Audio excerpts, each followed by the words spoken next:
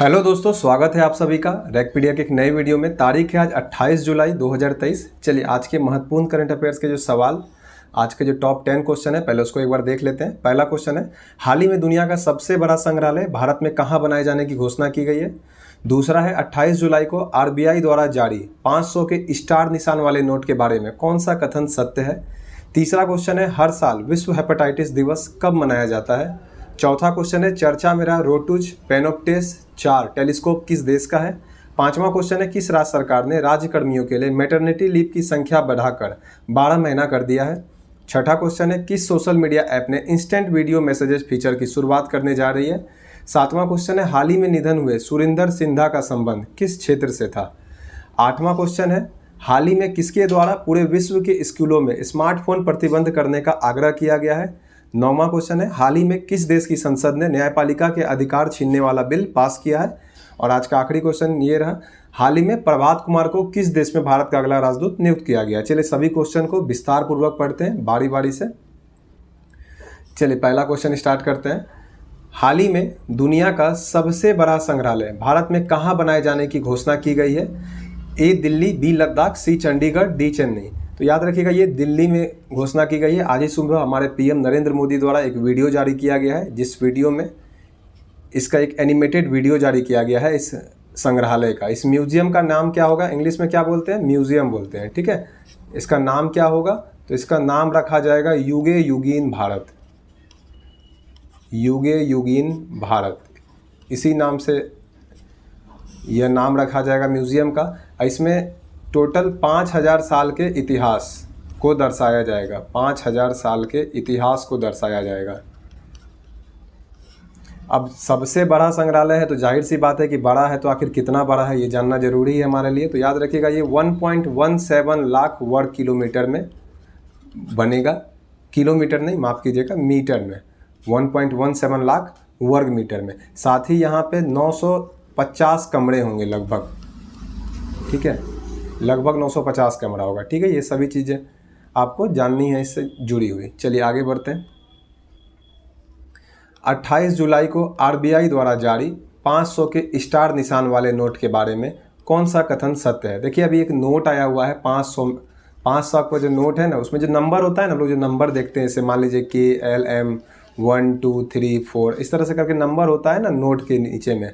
तो उसमें अभी क्या हो रहा है, जैसे KL नंबर है ना, मान लीजिए यहाँ पे स्टार मार्क्स भी आ रहा है। तो इसको लेकर के सब लोगों के बीच में भ्रम था कि ये नोट क्या है, फर्जी है, फेक है। तो इस पर एक आरबीआई ने आज रिपोर्ट जारी किया है। तो रिपोर्ट में क्या कहा गया, ये नोट वैध है या ये नोट अवैध है या ये नोट जाली है या ये नोट विदेशों में छापे गए हैं। तो आरबीआई द्वारा इस नोट को वैध कहा गया है, ठीक है। और आरबीआई के द्वारा जो मुख्य बात आपको जाननी चाहिए, इसके बारे में क्या कहा गया है कि ये नोट जो है या तो बदले गए हैं, ठीक है, इसको बदले गए हैं, या तो इसे दोबारा छापा गया है, जिसमें स्टार मार्क्स है, इसे क्या है, दोबारा छापा गया है बदल कर, ठीक है। तो ये वैसे 500 के नोट है जिसमें स्टार मार्क्स अभी हमें दिखाई दे रहा है। बाकी ये नोट पूरी तरह से वैलिड है, कहीं कोई प्रॉब्लम नहीं है। अगर आरबीआई के गवर्नर की बात करें तो गवर्नर तो हमारे लिए ज़्यादा इंपॉर्टेंट अभी नहीं है, क्योंकि ये अपॉइंट हुए काफ़ी समय हो गया है। शक्तिकांत दास नाम है आरबीआई के गवर्नर का, शक्तिकांत दास। लेकिन डिप्टी गवर्नर अभी पिछले ही महीने नियुक्त हुए थे, डिप्टी गवर्नर, जिनका नाम था स्वामीनाथन। तो डिप्टी गवर्नर हमारे लिए यहाँ पे ज़्यादा इम्पोर्टेंट है, स्वामीनाथन जानकी रमन। तो ये आप ध्यान रखिएगा। चलिए आगे बढ़ते हैं। हर साल विश्व हेपेटाइटिस दिवस कब मनाया जाता है। A 25 July, B 26 July, C 27 July, D 28 जुलाई। तो ध्यान रखिएगा, ये 28 जुलाई को मनाया जाता है, ठीक है, हर साल। क्या होता है इसमें, संक्रामक रक्त से फैलता है ये बीमारी। संक्रामक रक्त या दूषित पानी या भोजन से ये फैलता है, ठीक है। तो ध्यान रखिएगा। इसका टीका आता है, हर साल जागरूकता फैलाने के लिए मनाया जाता है विश्व हेपेटाइटिस दिवस। किस दिन, 28 जुलाई को। चलिए आगे बढ़ते हैं। चर्चा में रहा रोटूज पेनोप्टेस 4 टेलीस्कोप किस देश का है। तो याद रखिएगा, ये पोलैंड का है। किस देश का है, ये पोलैंड का। अब ये चर्चा में क्यों है, तो चर्चा में इसीलिए है क्योंकि चंद्रयान 3 जो हमारा लॉन्च किया गया है, तो कल ही एक वीडियो जारी किया गया है इस टेलीस्कोप के द्वारा, कुछ सेकंड का, जिसमें चंद्रयान 3 चांद की तरफ जाता हुआ दिखाई दे रहा है। ठीक है, एकदम पॉइंट जैसा दिखाई दे रहा है। तो ये इसीलिए ये भी टेलीस्कोप काफ़ी चर्चा में है। चलिए आगे बढ़ते हैं। किस राज्य सरकार ने राज्य कर्मियों के लिए मैटरनिटी लीव की संख्या बढ़ाकर 12 महीने कर दिया है? ए मिजोरम, बी मेघालय, सी असम, डी सिक्किम। तो याद रखिएगा इसका आंसर हो जाएगा डी, सिक्किम राज्य सरकार ने। देखिए मैटरनिटी लीव जो है पहले भी दी जाती थी। ठीक है, कामकाजी महिला जो होती है, कामकाजी महिला,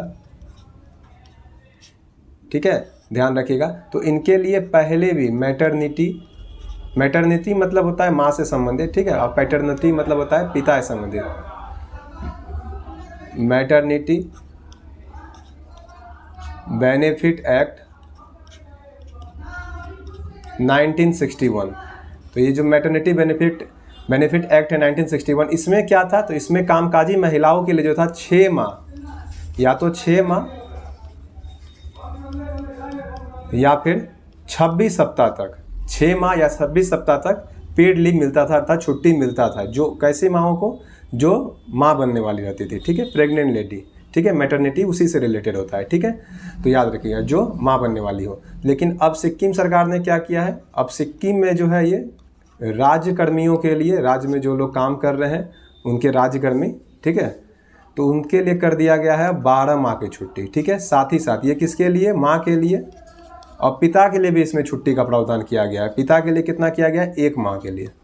ठीक है, तो ये दोनों ही चीज़ें हम लोग ध्यान रखेंगे। चलिए आगे बढ़ते हैं। किस सोशल मीडिया ऐप ने इंस्टेंट वीडियो मैसेजेस फीचर की शुरुआत करने जा रही है? किस सोशल मीडिया ऐप ने, नहीं, किस सोशल मीडिया ऐप द्वारा? ठीक है, ए टेलीग्राम, बी व्हाट्सअप, सी मैसेंजर, डी इंस्टाग्राम। तो याद रखिएगा ये व्हाट्सअप द्वारा स्टार्ट किया जा रहा है। अगले हफ्ते से शायद आपके व्हाट्सअप में ये दिखने लगेगा। इसमें क्या होगा? तो 60 सेकेंड तक आप कुछ भी कह सकते हैं इसमें, या वीडियो भेज सकते हैं। ठीक है, एकदम इंस्टेंट वीडियो भेज सकते हैं। रिकॉर्डेड नहीं, ये लाइव होगा। जैसे लाइव रिकॉर्डिंग कैसे भेजते हैं आप, उसी तरह आप लाइव वीडियो में कुछ भी उस समय का रिकॉर्ड करके 60 सेकंड तक का कुछ भी आप भेज सकते हैं। ये फीचर व्हाट्सएप में आ जाएगा अगले सप्ताह तक। चलिए अगला क्वेश्चन देखते हैं। हाल ही में निधन हुए सुरिंदर सुंधा का संबंध किस क्षेत्र से था? ए चित्रकार, बी गायक, सी नर्तक, डी अर्थशास्त्री। तो ये गायक थे, ये पंजाबी गायक थे। ठीक है, ये पंजाबी गायक थे। चलिए आगे बढ़ते हैं।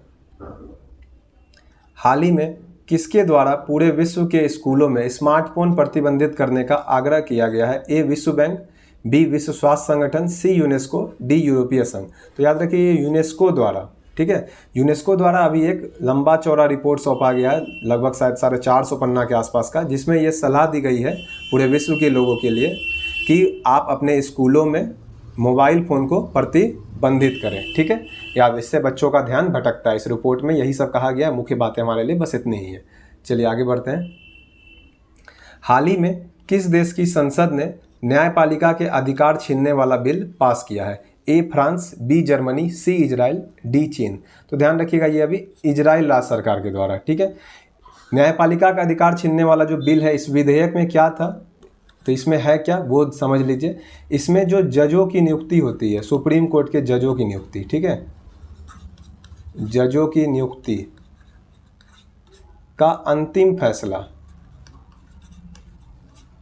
फैसला संसद के पास रहेगा। किसके पास रहेगा? संसद के पास रहेगा। ये पहला बात हो गया। दूसरा, सुप्रीम कोर्ट द्वारा दिए निर्णय को साधारण बहुमत से पलटा जा सकेगा। साधारण बहुमत से, अर्थात सुप्रीम कोर्ट द्वारा कोई भी निर्णय दिया गया, अगर वो संसद को पसंद नहीं आया तो इसे साधारण बहुमत से पलटा जा सकता है। अगर वो निर्णय संसद को पसंद नहीं आया तो पलटा जा सकता है। ये दो बातें इसमें मुख्य बातें हैं, इसको ध्यान रखिएगा। चलिए आगे बढ़ते हैं। देखिए और एक चीज़ ध्यान रखिएगा, अगर इजराइल आ ही गया है तो इजराइल में अभी दो इम्पोर्टेंट चीज़। देखिए इजराइल में फिजी, याद रखिएगा, फिजी का पहला दूतावास खुलने जा रहा है यहाँ पे। फिजी का पहला दूतावास। ठीक है, एक तो ये करंट अफेयर्स हाल ही में बीता था। दूसरा, अडानी समूह द्वारा यहाँ का जो हाइफा बंदरगाह है, ठीक है, हाइफा बंदरगाह का अधिग्रहण किया गया है। ठीक है, तो ये 2 करंट अफेयर्स बहुत ही इंपॉर्टेंट है, ध्यान रखिएगा। नेक्स्ट देखते हैं। हाल ही में प्रभात कुमार को किस देश में भारत का अगला राजदूत नियुक्त किया गया है? ए दक्षिण Africa, B Japan, C France, D Germany. तो याद रखिएगा ये दक्षिण अफ्रीका का नया राजदूत नियुक्त किया गया है। जापान के राजदूत कौन है? CB George. इन्होंने अभी कुछ दिन पहले एक कांवड़ यात्रा का उद्घाटन किया था। कहाँ पे? जापान में। चलिए आज के लिए इतना ही। यदि आप वीडियो पर नए हैं, चैनल पर नए हैं, चैनल को सब्सक्राइब कर लीजिए। जय हिंद।